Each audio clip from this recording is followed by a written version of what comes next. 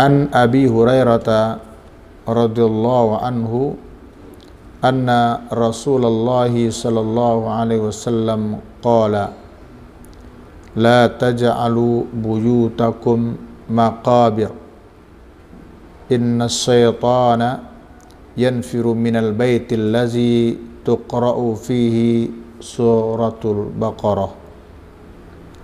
Akhrajahu Muslim. Dari Abu Hurairah radhiyallahu anhu, semoga Allah meridainya, bahwa Rasulullah sallallahu alaihi wasallam bersabda, la taj'alu buyutakum maqabira, janganlah kamu menjadikan rumah-rumahmu itu jadi kuburan. Inna syaitan, sesungguhnya syaitan, yanfiru, lari, minal baitil ladzi tuqra'u fihi suratul Baqarah, dari rumah yang dibacakan padanya surah Al-Baqarah. Hadis ini sahih, dikeluarkan oleh Imam Muslim di dalam kitab sahihnya. Hadis yang tidak terlalu panjang ini mengandung banyak pelajaran kepada kita. Pertama, la taj'alu buyutakum maqabira, jangan jadikan rumahmu seperti kuburan. Ini berkaitan dengan membaca Al-Quran dan tidak membaca Qur'annya di rumah. Kalaulah hadis potongan berikutnya, sesungguhnya setan lari dari rumah yang dibacakan surah Al-Baqarah, andai kata potongan ayat ini, hadis ini tidak ada, maka orang bisa aja menimbulkan banyak penafsiran. Makna jangan jadikan rumah kamu seperti kuburan. Tapi karena hadis ini lengkapnya, jangan kamu jadikan rumahmu seperti kuburan, karena syaitan akan lari dari rumah yang dibacakan surah Al-Baqarah. Maka hadis ini mengandung pelajaran yang luar biasa. Pertama, menjelaskan tentang keutamaan surah Al-Baqarah, bahwa rumah yang dibacakan surah Al-Baqarah, setan akan keluar dan lari darinya. Jadi surah Al-Baqarah bisa menjadi tameng, bisa menjadi pelindung dengan izin Allah dari gangguan syaitan. Kedua, ada apa dengan surah Al-Baqarah? Karena secara khusus, umumnya, kalau umumnya adalah keutamaan surah Al-Baqarah dari awal sampai akhir. Tapi ada yang khusus di situ.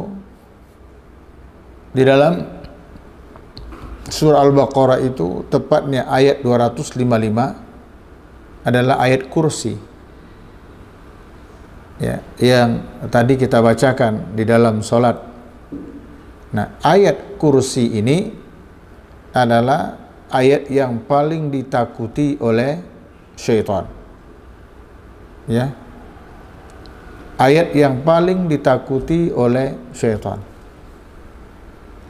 Ada sebuah kisah di Madinah, ada kejadian bahwa ada satu orang, katakanlah satu keluarga, itu menjemur kurma muda yang nanti jadinya kismis. Dijemur, ntar sore-sore diangkat, siang dijemur, sore diangkat. Tapi orang yang punya jemuran ini merasa, kok kurmanya setiap diangkat ada yang berkurang. Dia penasaran, siapa ini yang maling, yang ngambil. pada satu ketika, pada satu hari tepatnya demikian, sengaja yang punya jemuran kurma muda ini atau kismis ini tidak mengangkat kurmanya, dibiarkannya sampai sore, sampai maghrib, sambil mengintai, ngintip siapa ini yang ngambil. Kemudian tidak lama setelah itu muncullah sesosok makhluk yang tidak bisa dikenali bentuk dan wajahnya, ya, datang gitu. Kemudian ditegur oleh yang punya jemuran kurma muda itu. Ditanyakan, Anda siapa? Sebutkan awalnya dapat kayak Assalamualaikum dan Waalaikumsalam gitu ya. Anda siapa? Dari makhluk jin atau manusia? Kata yang datang itu mengatakan dari makhluk jin. Kemudian sempat bersalaman, berjabat tangan. Kata yang punya kurma itu, tangan itu seperti tangan anjing, kasar dan berbulu-bulu. Lalu ditanya lagi oleh yang punya kurma, kenapa kamu ya mengambil, apa yang mendorongmu mengambil kismis ini? Kata dia, karena aku tahu kamu adalah orang yang suka memberi, suka berinfak, bersedekah, dan aku ingin mendapatkan bagian dari sedekahmu itu. Jadi terjadi dialog antara yang punya jemuran kurma muda ini atau kismis dengan makhluk yang datang itu. Kemudian ditanya lagi, apa yang bisa menghalangi kami dari kejahatan kamu? Kata dia, ayat kursi. Ayat kursi. Selesai, keesokan harinya sahabat ini menyampaikan kepada Rasul SAW tentang apa yang terjadi kemarin sore. Diceritakan bagaimana ceritanya, kisahnya diceritakan secara runut oleh yang punya kurma ini, kurma muda ini kepada Rasul. Apa respon Rasul SAW? Sadaqal khabis. Dalam hal ini benar tuh si jelek. Khabis itu kan jelek, yakni sebutan Nabi kepada jin yang jahat. Dalam hal ini adalah mencuri. Sadaqah benar. Yang dikatakan benar itu artinya apa yang diceritakan itu benar. Apa yang diceritakan oleh jin tadi itu adalah benar. Termasuk yang bisa membentengi kita dengan izin Allah, tentunya menyelamatkan kita dari kejahatan jin itu adalah ayat kursi.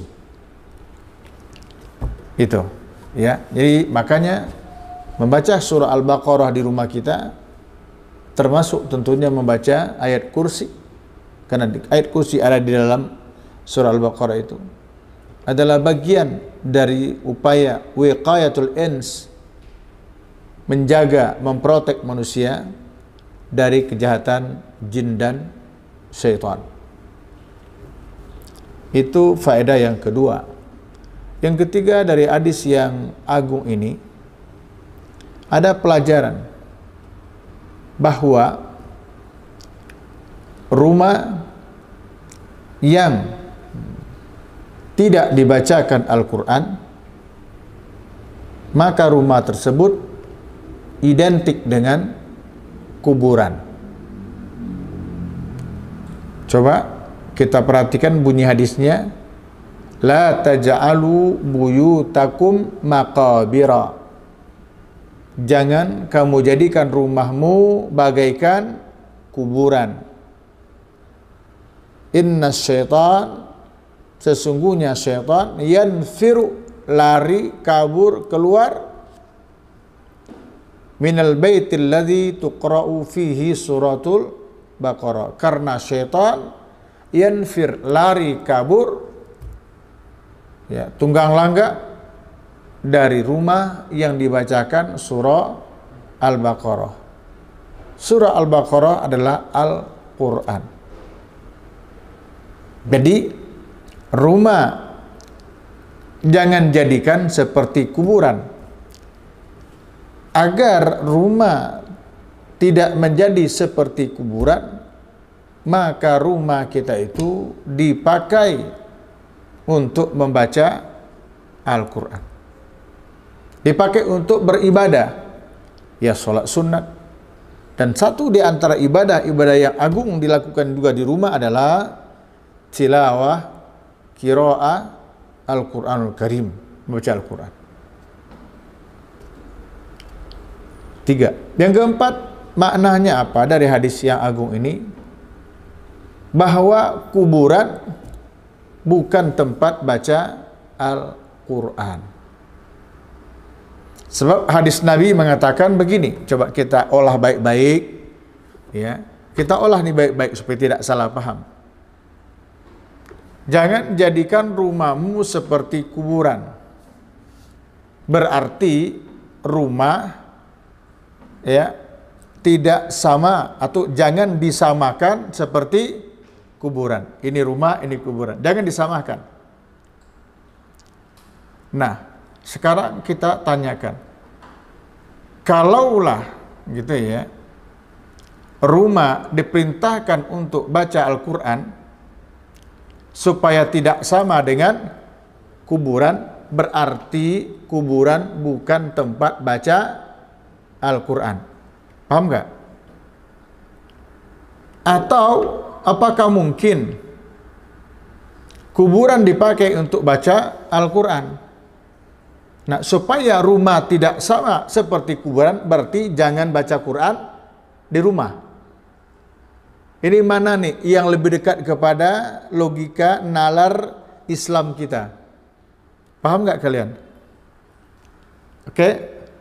Kalau kuburan dipakai untuk baca Quran, lalu kata Nabi, jangan jadikan rumahmu seperti kuburan, berarti di rumah jangan baca Al-Quran. Paham? Sebab kalau di kuburan baca Quran, di rumah juga baca Quran, berarti sama. Padahal Nabi mengatakan jangan sama. Jangan jadikan rumahmu seperti kuburan. Apakah yang seperti itu yang dimaksud?